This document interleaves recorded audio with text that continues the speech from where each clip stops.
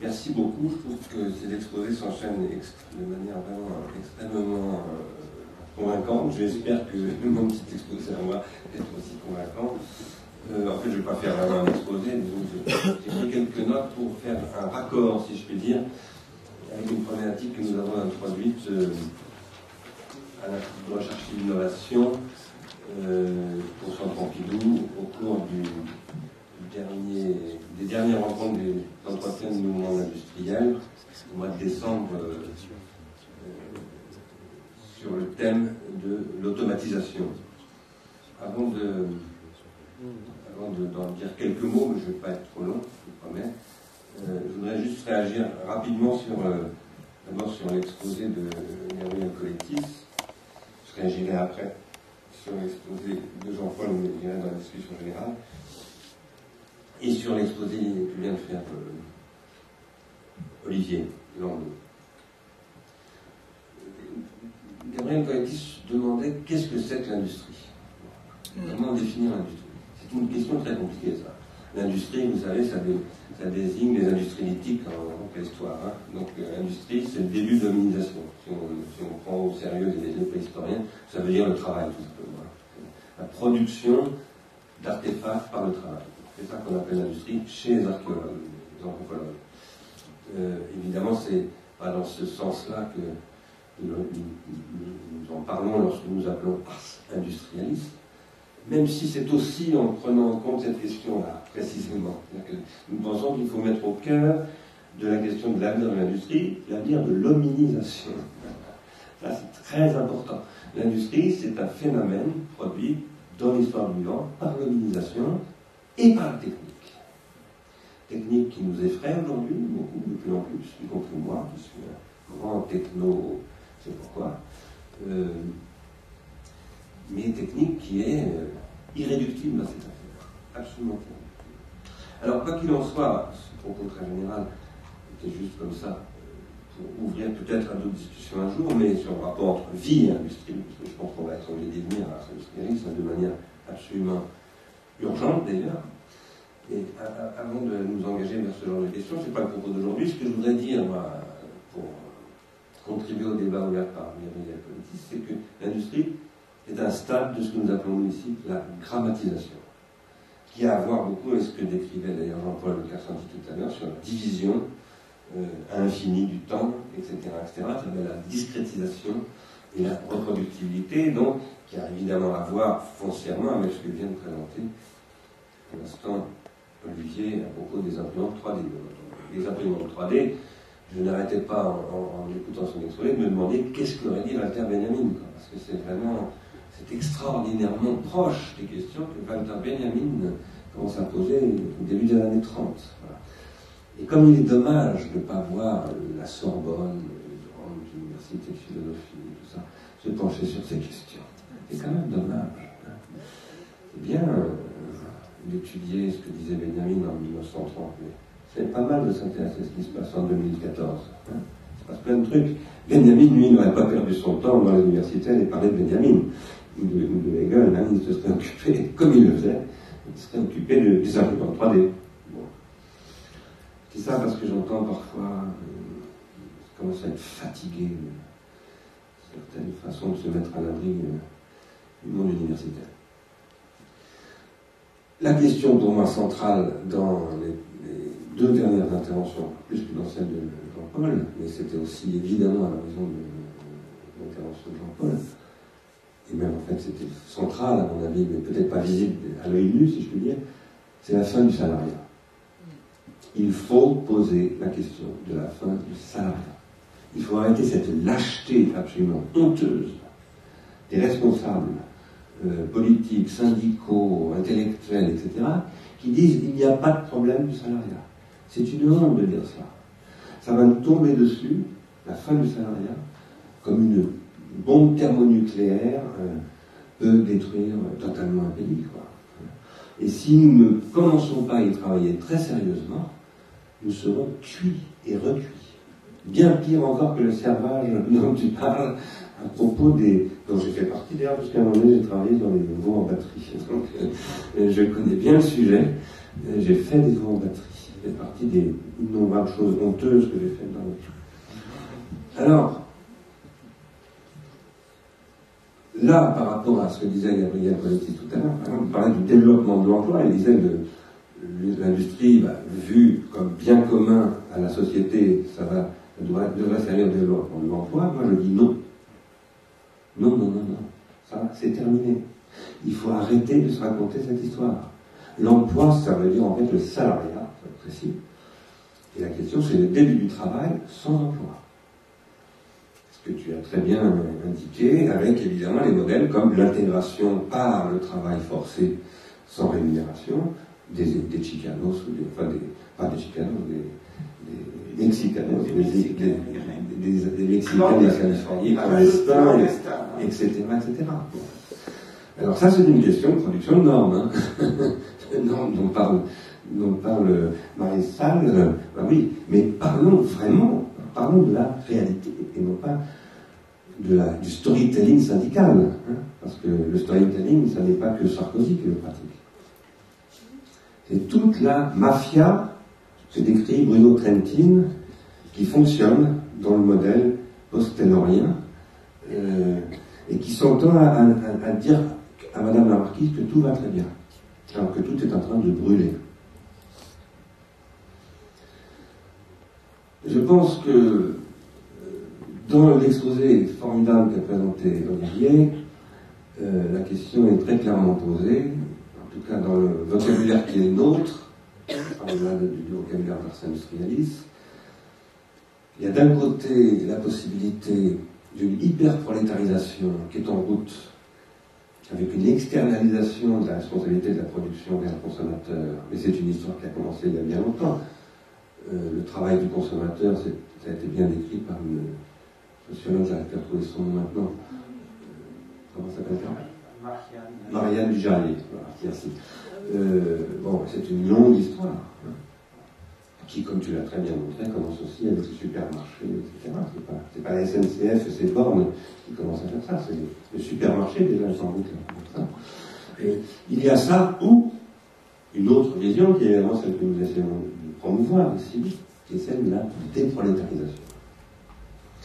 D'une vraie reconquête des savoirs, puisque nous définissons, nous, la prolétarisation comme la perte de savoir, ce que tu as dit d'ailleurs, Olivier, et nous pensons que la technologie numérique est hautement pharmacologique, c'est-à-dire hautement chargée de possibilités absolument opposées, impose un choix, et ce choix, c'est celui de, ou bien la liquidation des savoirs, et Chris Anderson, qui est donc l'auteur du livre La nouvelle révolution industrielle, Makers, qui est aussi un industriel, qui est en train de se lancer dans cette industrie, et qui fait aussi des drones, qui est extrêmement impliqué dans toute cette automatisation généralisée, et qui produit un grand storytelling sur cette affaire, extrêmement admirable d'ailleurs, parce qu'il est très très brillant, c'était plein, c'est celui, je le rappelle, qui a publié en 2008 le texte qui s'appelle The End of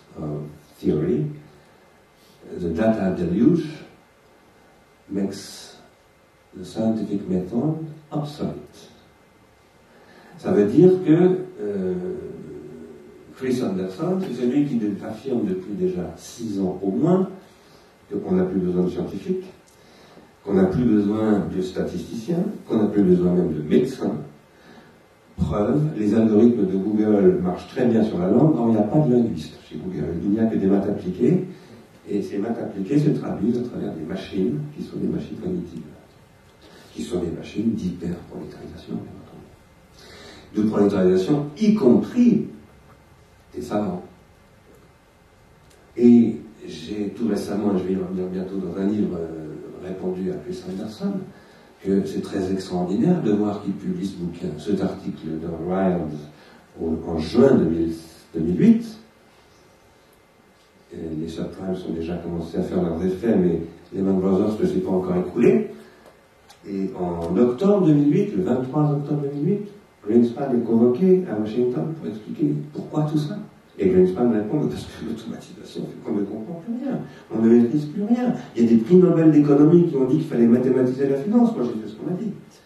Mais on n'y comprend rien. On ne maîtrise rien. On n'a aucune distance critique. Et ça, c'est la prolétarisation d'Alan Greenspan en personne. Alors c'est ça l'enjeu. Et c'est de ça dont parle Ars Industrialis depuis l'origine. C'est ça notre question. Dans cette question, il y a le problème de la valeur, dont Franck Cormeret a souvent parlé ici. J'espère qu'on en reparlera avec lui sur la base de ce qui s'est dit aujourd'hui en public dans une nouvelle séance. Le rapport entre valeur et monétisation étant la grande question. Dans notre opération des entretiens du nouveau monde industriel de décembre dernier, où je tiens à le souligner et à remercier Michel Sapin est venu ouvrir cette rencontre, avec un discours intéressant mais relativement classique.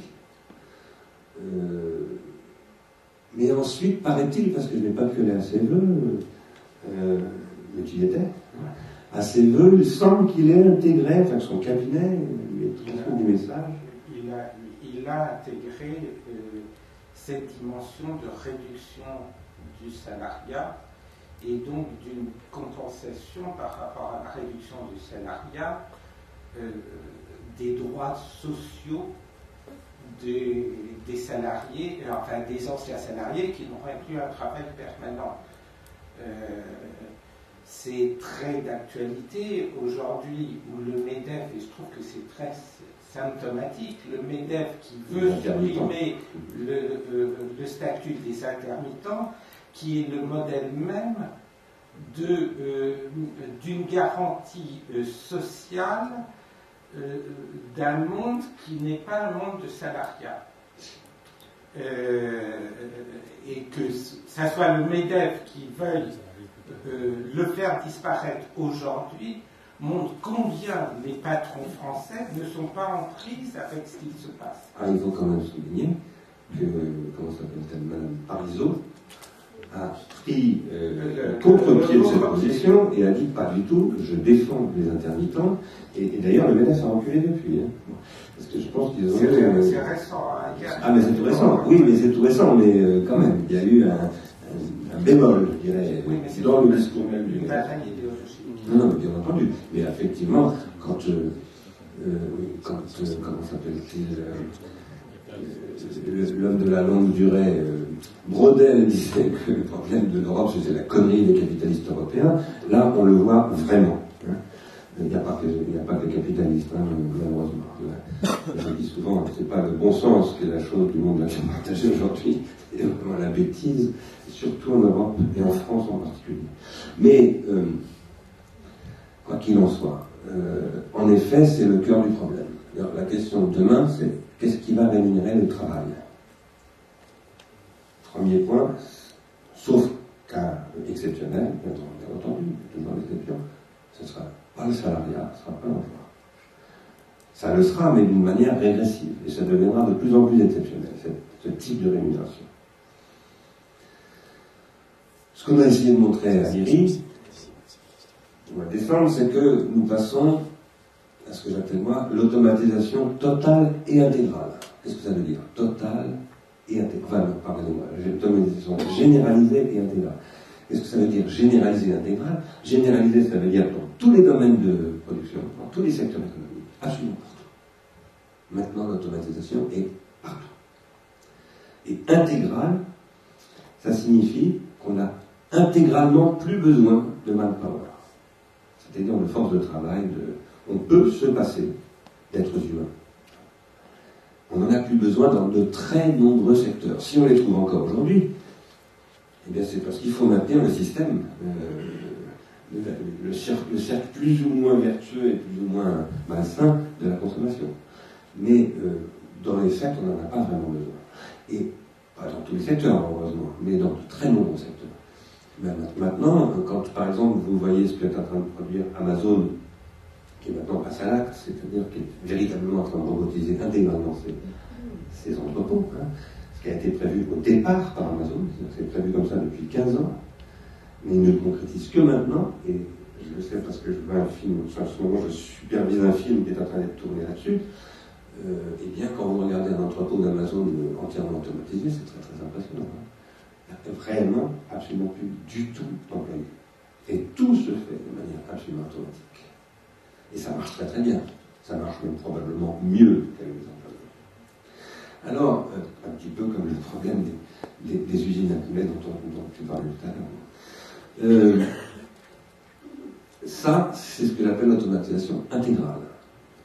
Maintenant, à partir du moment où Amazon se décide à y passer, que Foxconn en parle, qu'un certain nombre d'entreprises, et puis que par ailleurs, Arnaud Montebourg lance un plan de robotisation, parce que c'est l'annonce officielle il y a 1 an et demi du ministère du remplacement productif, eh bien il va y avoir évidemment des économies d'échelle qui vont se faire et que le prix des robots va se diviser par 2, par 3, par 10, par 100, et finalement, ça va être le chômage ultra massif. Chômage ultra massif. Ça veut dire qu'on ne peut plus faire reposer la société sur l'emploi salarié. C'est une folie de raconter cette histoire. Ça ne veut pas dire qu'il faut se précipiter dans l'automatisation généralisée à toute vitesse. Non, moi je suis pour les résistances au changement quand on n'est pas prêt à assumer le changement. À ce moment-là, il faut prendre des mesures. Bon, il faut prendre des mesures transitoires. Mais il faut savoir que ces mesures ne sont que transitoires. C'est-à-dire qu'on ne pourra pas les tenir. Il faut les tenir un certain temps. Donc, et pendant le temps qu'on se donne en les prenant, eh bien, il faut faire une transformation. Parce que sinon, c'est la mort. C'est fini à jamais. Il faut passer, j'aime bien dire ça, moi, d'une économie avec un cercle plus ou moins vertueux ou plus ou moins vicieux, qui était celui du, je dis moi, le fordo-keynésianisme. Parce que Ford a mis au point un modèle qui n'est devenu vraiment solvable avec Keynes. C'est Keynes qui a vraiment systémiquement généralisé le taylorisme, en réalité, qui l'a rendu solvable, durablement. Enfin, durablement, en tout cas, moi, pendant 40 ans, il a très très bien marché, ce modèle-là. Même si personnellement je l'ai combattu et je continue à penser que j'ai raison de le combattre, mais il marchait très bien, effectivement. Ce modèle-là reposait sur la transformation des gains de productivité produits par l'automatisation taylorienne en pouvoir d'achat, c'est-à-dire en redistribution sous forme de pouvoir d'achat pour faire tout simplement que les productions produites nouvelles soient achetées par quelqu'un, que donc l'économie fonctionne. Ça, c'est terminé. Et la grande question qui se pose, c'est les hyper gains de productivité que va permettre l'automatisation. Comment est-ce qu'on va les redistribuer pour faire en sorte qu'une économie continue à développer? Je soutiens qu'il faut les redistribuer sous forme de savoir d'achat, de savoir de pas achat, de soins au sens où tout à l'heure on parlait Jean-Paul. Ce que j'appelle des savoirs thérapeutiques, des savoirs du pharmacone, des savoir-faire, des savoir-vivre, etc., qui reconstituent de la solvabilité. Car tout ce qu'a décrit Jean-Paul Carsanti tout à l'heure, c'était une production massive d'insolvabilité. C'est tout ce qu'il a décrit sous le nom, je le cherche, de l'invulnérabilisation des uns, produit l'insolvabilité de tous, et pas simplement des uns, de tous. Parce que cette invulnérabilisation produit une intoxication générale. Et donc les mômes des spéculateurs sont intoxiqués, les spéculateurs eux-mêmes. Ils ne se rendent pas compte, évidemment, ils prennent tellement de cocaïne qu'ils ne s'en aperçoivent pas. Mais, parce qu'ils en prennent vraiment, hein, la coque, c'est un trafic à la cité du monde, je peux vous dire, ça déménage. Bon. La coque, la ritaline pour les mômes, etc., etc. Mais ça, ce n'est pas durable, évidemment. Donc la grande question, c'est un nouveau soin qu'il s'agit de produire. Ce que je soutiens, moi, ce que nous soutenons à Arsène Lustrelli, ce que nous soutenons aussi à l'IRI, c'est que la question, c'est de reconstituer un espace de développement de nouveaux savoirs. Et c'est dans ce sens-là qu'on a donné ce titre aussi à cette journée Savoir et Industrie. Cet après-midi, Savoir et Industrie. Parce que c'est savoir dont on a parlé là tout le temps. Hein. Dans toute la formance, ce que Jean-Paul appelle la formance, c'est ce qu'on appelle traditionnellement le savoir. Le savoir qui n'est pas négociable. Le savoir, ça n'a pas de prix. Un savoir, ça produit une saveur qui n'a pas de prix. Ce que je veux dire par là, c'est qu'on ne peut jamais réduire le savoir à la performance. Jamais. Je donne souvent cet exemple pour illustrer ce propos. Un très grand savoir, par exemple, c'est le savoir pictural de Picasso au XXe siècle. Et un jour, j'ai eu le privilège de faire une conférence dans son atelier, rue Guénégaud, devant une cinquantaine de futurs managers de l'École supérieure de commerce ou de HEC ou je ne sais plus de quoi. Bon, c'est une association d'étudiants d'une grande école qui m'avait proposé de faire une intervention pour eux. Et je leur ai dit, imaginez que Picasso, tout à coup, apprend que, je sais pas, la Gestapo, ou je sais pas qui, lui dit, vous ne vendrez plus jamais un tableau, la peinture est interdite. Qu'est-ce qu'il fait, Picasso? Il devient plombier, agent de change, permanent du Parti communiste. Non, Picasso ne fait pas. Parce qu'il ne peint que pour la peinture, enfin, pour rien d'autre que la peinture, ce qui ne veut pas dire du tout que je défends d'ailleurs le modèle de l'art pour l'art. Bon. Mais si je parle de tout ça, c'est parce que on voit par ailleurs dans les Fab Labs, notamment ceux que tu as présentés comme ceux des associations, dans tous les processus contributifs, et ça, des gens qui sont foncièrement dans la même démarche, hein, qui font des choses pour le pur bonheur de faire quelque chose. Et c'est évidemment là que Anderson est extrêmement habile d'utiliser le mot makers. Il a bien compris la chose. Et ça, c'est vrai. Et ça, c'est ce que nous appelons à Ars Industrialis une économie libidinale industrielle. C'est-à-dire comment on produit un désir, un vrai désir de faire, et qui produit un vrai retour sur investissement d'objets, catexis chez Freud, l'investissement d'objets, voulant dire l'objet du désir. Et comment est-ce que cet objet du désir me donne un bonheur de reconnaissance par l'objet, par les autres, etc. C'est ça qui est en jeu. Derrière cela, il y a une question d'une économie des savoirs et du rôle des savoirs aujourd'hui dans l'économie. Comment est-ce qu'on reconsidère la place des savoirs dans l'économie?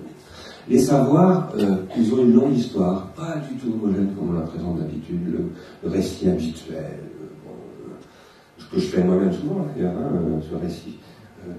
Les citoyens grecs, 7e siècle avant Jésus-Christ, ils ont déjà des écoles, etc. Henri-Irénée Marot vous explique que, bon, et puis tout ça se développe, ça passe par les protestants, les jésuites, les machins, Condorcet, Jules Ferry, etc. Et puis finalement, tout ça, c'est la grande école de la République. Bon, tout ça est continu, mais c'est pas vrai du tout. C'est pas du tout continu. Il y a toute une longue histoire, une complexe histoire des savoirs, comme le disait Olivier tout à l'heure, du compagnonnage, toutes sortes de formes de savoir qui sont pas du tout prises en compte, qui sont des savoirs très importants, et pas seulement des savoir-faire, des savoirs pratiques, hein. C'est aussi des savoirs de technique de soi, des savoirs spirituels, etc., etc. Et puis, il y a des savoirs politiques, et puis il y a par ailleurs toute une histoire des rapports entre clair, non clair, enfin patenté et pas patenté, bon, qu'il faudrait reconstituer, et qui est, alors là, je vais peut-être pour une fois, ça n'arrive pas très souvent à citer Jacques Rancière, qui est inscrit dans ce que Rancière appelle un partage, oui, pas le partage du sensible, moi je dirais le partage organologique des instruments du savoir. Bon. Et la grande question, c'est comment se faire ce partage. Ce à quoi nous sommes confrontés en ce moment, l'alternative qu'a présenté Olivier de manière extrêmement claire, c'est qu'on a un choix de société à faire, c'est ça. C'est cette question-là. Et là, il faut, aussi critique qu'on puisse être sur le gouvernement actuel, la présidence de François Hollande, etc., c'est mon cas, hein, je suis très critique, mais par exemple, il faut discuter et essayer d'aider Michel Sapin à faire des propositions intéressantes. Voilà. Et il faut essayer de nourrir un débat public, quels que soient les interlocuteurs et les reproches qu'on peut leur faire, sur ces questions qui soient nourries d'une véritable réflexion. C'est dans ce sens-là qu'on voudrait bien, même si je n'ai pas encore eu le temps de l'appeler, inviter Alain Suppiot, qui est un juriste du monde du travail, et avec qui nous aimerions ouvrir une discussion sur cette question-là. Je pense que derrière cette question, et je vais m'arrêter là parce que je ne vais pas être long, j'ai promis de ne pas être long, derrière cette question, il y a une autre question très importante qu'on ne peut pas séparer de ce qu'on vient de voir cet après-midi, c'est la question du Smart Power. Le Smart Power qui est une opération menée en particulier évidemment par les États-Unis, pour prendre le contrôle de la distribution, de l'accès, de la conformation à la performance de la formance, et à la soumission de la formance à la performance via les MOOCs, via les industries du savoir, via le Smart Power, dont Mme Clinton, dont vous savez qu'elle voudrait être successrice, je ne sais pas comment dire, de Barack Obama, qui est en train de se positionner pour être la candidate du Parti démocrate aux prochaines élections, a annoncé, il n'y a pas très longtemps, dans je ne sais plus quel canard américain très connu, je crois que c'était un magazine ou un truc comme ça, voilà, elle incarnait la philosophie nouvelle des États-Unis, Smart Power. J'en parle parce que si on veut avoir une politique industrielle des savoirs et une politique,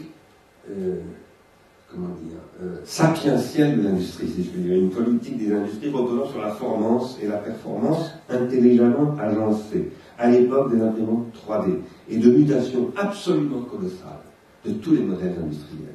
Colossale. Plus stupéfiante que jamais, bien plus stupéfiante encore que le terrorisme. Ce qui est en train de se préparer là, c'est une véritable déferlante qui va absolument reconfigurer tout le paysage mondial.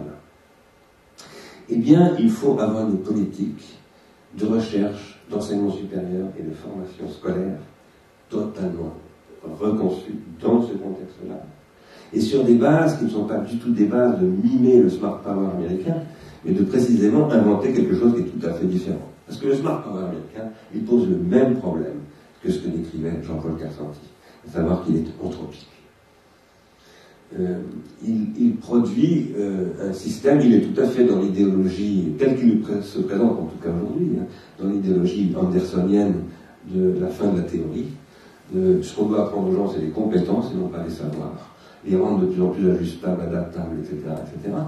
Même s'il y en a quelques-uns qui vont aller faire, en effet, tout comme les mômes de la Silicon Valley vont dans les écoles Steiner, on enverra quelques-uns de ces mômes dans de vraies universités où ils font vraiment de la finance, de l'économie, des mathématiques, etc. Vraiment, ça veut dire en les critiquant, en ayant l'épistémologie, etc., etc. Je crois, moi, qu'il est fondamental que la France et l'Europe, et comme tu as évoqué tout à l'heure, la crise des industries éditoriales, on en avait parlé un peu avant, mais j'y reviens moi-même, j'ai fait un petit papier dans Libération la semaine dernière dans ce sens-là.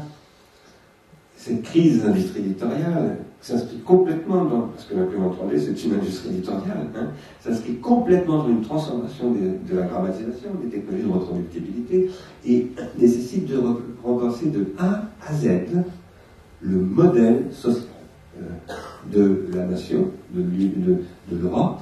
Et le modèle social, c'est d'abord le modèle éducatif, évidemment, puisque un modèle social, ça se reproduit dans l'éducation. Et ce modèle éducatif, il doit, je te laisserai la parole pour discuter, mais ce modèle éducatif, il doit reposer sur ce que nous appelons, nous, à l'ERI, une nouvelle organologie des savoirs, une organologie des savoirs qui permet de développer des savoirs contributifs, des savoirs qui soient véritablement capables, dans leur organisation concrète, l'organisation de leur production, capables de se valoriser précisément sur la base de ce que j'appelais tout à l'heure, de la redistribution de temps, et que tout cela suppose une reconception de l'ensemble du processus, et au bout du compte, un réingénierie complet de la société industrielle, parce que c'est ça qui est derrière. C'est la société industrielle dans son ensemble qui doit être repensée. Je termine en disant ce qui était dit dans le petit chapeau qu'on a écrit pour annoncer cette journée. L'industrie, c'est avant tout une mutation des savoirs. L'industrie au sens de la première révolution industrielle, non pas du Moyen-Âge, mais du machinisme industriel, c'est avant tout une mutation des savoirs. C'est une mutation des rapports entre le savoir et l'économie, entre le savoir et la technologie. Parce que jusqu'au XVIIIe siècle, le savoir et la technologie c'était antonymique. Le savoir n'était pas technologique par nature, il était apodictique, il était ontologique, il ne pouvait absolument pas être technique. La technique c'était l'empirique. L'industrie du début du XIXe siècle a complètement modifié cette situation. Mais aujourd'hui, nous vivons une modification des rapports entre le savoir et le reste du monde, je dirais pas simplement ce qu'est l'économie, tout aussi considérable, mais probablement plus considérable. Et tout ça est lié à une technologie éditoriale. Cette technologie éditoriale aujourd'hui, telle qu'elle se configure comme Smart Power aux États-Unis, repose sur une manière dont le web a été prescrit dans son évolution par les acteurs économiques de la Californie. Il faut que l'Europe reprenne la main sur cette configuration du web. Le web a été conçu en Europe d'ailleurs, et que toute la communauté académique, universitaire, économique, etc., se mobilise sur cet objectif. C'est pour ça que nous avons fait, nous, Ars Industrialis. Bon, on va s'arrêter là pour les exposer. Je crois que tu voulais dire quelque chose, donc je vais te laisser la parole tout de suite, et puis après on fera peut-être une toute petite pause, si vous voulez, 5-10 minutes, je ne sais pas, hein, ça se rappelle bien quand même, et puis ensuite on ouvre une discussion jusqu'à 19h. Je voulais juste réagir, c'est-à-dire sur l'école, me semble-t-il, découle du modèle social qui a été entériné. Et ça n'est pas le contraire. Et ça m'amène à... Il y a quelque chose qui me tourne dans la tête, à la fois autour de ton discours, et puis plus généralement en ce moment, c'est que, comme repère, l'Angleterre a fait une révolution sociale dès le lendemain de l'invention de la machine à vapeur, c'est-à-dire à la fin du XVIIe siècle, avec une alliance entre son aristocratie et sa bourgeoisie, qui a construit le modèle avec les campagnes ont été vidées sans réforme agraire pour alimenter les usines des industriels, et l'école et les savoirs qui correspondaient ou étaient disséminés correspondant à ce modèle-là. La France, on a eu la chance d'avoir une aristocratie qui était moins pertinente que l'aristocratie anglaise, et a donné un siècle qui a permis de développer des savoirs autour de ce qu'étaient ces nouvelles technologies et de ce que pouvait porter la société, cette société technologique, c'est des Lumières, détaillé, qui a conduit à un autre arbitrage, à une autre alliance, qui a été une alliance quand même de la bourgeoisie avec le peuple, contre l'aristocratie, qui ne s'est pas fait simplement, hein, quand la tête sont tombées, et qui a fait en sorte qu'il y a eu un équilibre sur lequel on a vécu jusqu'à la fin, quasiment le milieu, ou même la fin du XXe siècle. Oui, mais ça, c'est pas du tout contraire à ce que je disais, au contraire. Oui, mais ça ce que je disais, c'est pas du tout... Enfin, je ne parlais pas de l'école, hein, je parlais de l'éducation. L'éducation, c'est pas l'école. Hein. L'école, c'est une dimension de l'éducation. Mais par contre, là où je persistais aussi, c'est que premièrement, donc, l'éducation n'est pas simplement l'école, c'est la religion, c'est la politique, c'est le droit, autrement dit, parce que la politique c'est du droit, la famille, les associations, enfin bon, les corps intermédiaires, le syndicat, tout ça, c'est ça l'éducation, c'est pas tout simplement l'école, premièrement, et je pense que c'est ça qui crée une société. Une société, c'est constitué par ses capacités à transmettre, à rééduquer les générations suivantes. La société est avant tout une machine à faire de l'intergénérationnel. Deuxièmement, les savoirs ne sont pas l'école, et je pense que les savoirs ne sont pas quelque chose qui découle des modèles sociaux, ni d'ailleurs les modèles sociaux ne découlent des savoirs, ce sont des causalités circulaires, c'est-à-dire qu'on ne peut pas, le problème n'est pas de savoir qu'est-ce qui est la cause de quoi, le problème c'est que tu n'as pas de société sans savoir, et tu n'as pas de savoir sans société. Et qu'à partir de là, tu ne peux pas penser à la société en négligeant la question du savoir. La question du savoir est absolument vitale pour toute forme de société, du coup c'est une priorité absolue. Et troisièmement, bon, ce que tu disais sur les lumières, je suis tout à fait d'accord, mais ça illustre au contraire ce que je disais. Par contre, ce que je voulais dire, puisque tu parles des lumières, les lumières, j'en ai un petit peu parlé avec les Gilets Blancs et je l'ai beaucoup promu à l'IRIS, c'est le siècle des amateurs. Le siècle des Lumières, c'est le siècle de ce qu'on appelle la République des Lettres, mais la République des Lettres, c'est la République des amateurs.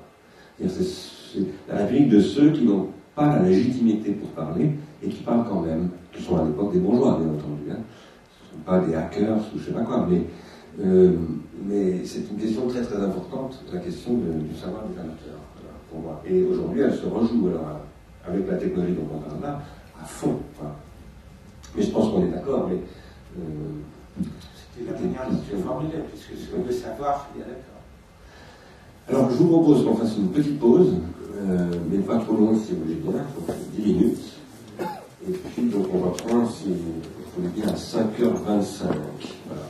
Merci bien. Et merci à nos intervenants. y compris bien sûr Gabriel.